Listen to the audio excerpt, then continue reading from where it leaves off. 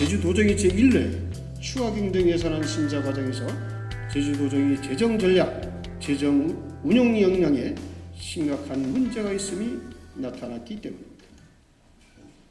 제주와 세종을 제외한 15개 시도는 3월에 이미 제1회 추경을 실시하여 방역과 긴급생활지원금 편성뿐만 아니라 피해기업 지원, 소상공인 지원, 지역사랑 상품권 확대 발행 등 민생경제 예산을 편성하여 지역경제 살리기에 선제적으로 대처했습니다.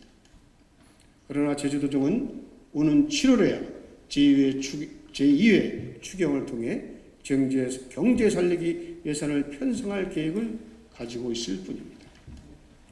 이러한 허술한 재정 운용은 코로나19 사태가 발생하기 전 올해 초부터 예견되어 온 것이 사실입니다. 이미 1월 제주도정은 세출 예산 효율화 절감 추진 계획을 수립한 바 있습니다. 이는 법정 필수경비 부족분, 국비 매칭 부족분에 의해 기편성된 예산을 삭감한다는 내용이었습니다. 즉 2020년 본 예산이 편성된 지 채 한 달도 되지 않은 시점에서 2,750억 원이 재정이 부족하다는 것을 어찌 이해해야 하겠습니까? 이는 2020년 본 예산 자체가 제대로 편성되지 못했다는 방증입니다. 이런 상황에서 코로나19 사태가 심각성을 더하며 방역 예산과 긴급생활지원금 등 재정 수요가 가중되었기에 제주도정은 더 강력한 지출 구조조정을 강행할 계획을 세웠습니다. 물론 사회적 약자와 취약계층 그리고 민생경제 회생을 위해 예산을 확보하기 위한 비용 절감 노력에 의의를 다할 제주도민은 한 분도 안 계실 것입니다. 그러나 이에 대한 명확한 방향 제시와 도민 공감대 형성도 없이 삭감 자체의 목적을 둔 지출 구조조정을 단행하고 있을 뿐입니다. 실로로 민간 경상 보조, 민간 자본 보조 사업 예산을 일괄 삭감하는 것은 오히려 경제 회생에 역행하는 조치에 불과하다고 봅니다.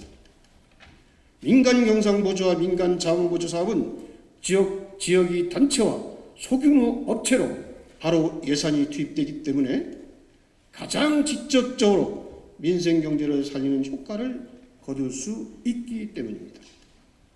또 지출 구조조정 계획에서 말하고 있는 시급하지 않은 불효불급한 행사 사업의 중지, 위탁 대행 사업비 산정이 적정성 검토 후 과다 사업비 조정은 사실 일반적인 예산 편성의 원칙으로 본 예산 편성에서 수행되어야 되는 것입니다. 이제 와서 재정위기를 말하며 예산 편성의 원칙을 적용하겠다는 것은 재정 운용의 미숙함을 스스로 사인하는 것에 불과합니다.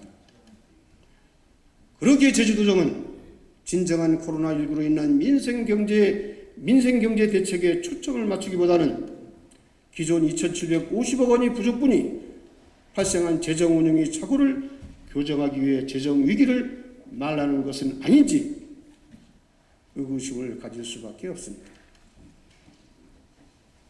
진정한 지출 구조조정의 시작은 대규모 재정이 투입되는 원희룡 지사의 공약사업 재검토에서 출발되어야 합니다. 공약사업들이 계획된 지 2년이 지났으며 또 미중의 신종 감염병 사태가 발발한 지금이 현실을 고려하여 공약사업의 구조조정을 통한 가용지원 확보가 필요하다는 것입니다. 그것이 개별의 민간 경상보조 사업을 10%씩 삭감하는 것보다 훨씬 효율적으로 가용지원을 마련하는 현명한 길일 것입니다.